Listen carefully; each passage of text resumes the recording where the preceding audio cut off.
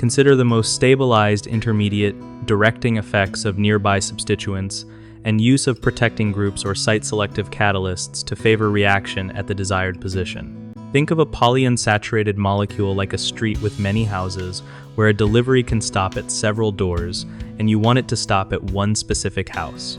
The chemistry rules that decide which house gets the delivery depend on how stable the temporary species are, what groups near each double bond push or pull electrons, and whether you shelter other houses so they cannot receive the delivery.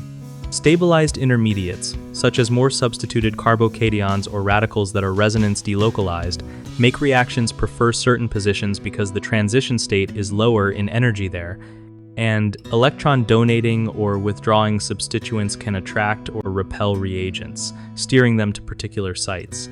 Protecting groups temporarily block a reactive double bond so reagents go elsewhere, and site-selective catalysts are designed to bind and activate one alkene over others so the reaction becomes much more selective.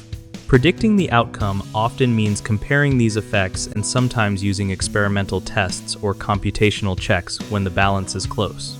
A common mistake is assuming every double bond behaves the same, which leads to unexpected mixtures.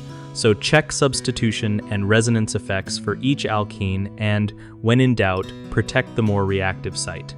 Another is ignoring steric hindrance that can prevent approach to a seemingly favorable position. So consider three-dimensional shape and use smaller reagents or catalysts designed for crowded environments. A third is relying only on reagent choice without considering directing groups. And the tip there is to modify or install a temporary directing group or choose a catalyst that recognizes the desired site to improve selectivity. Find more videos and resources on regioselectivity and site-selective strategies at www.gumballdegree.com.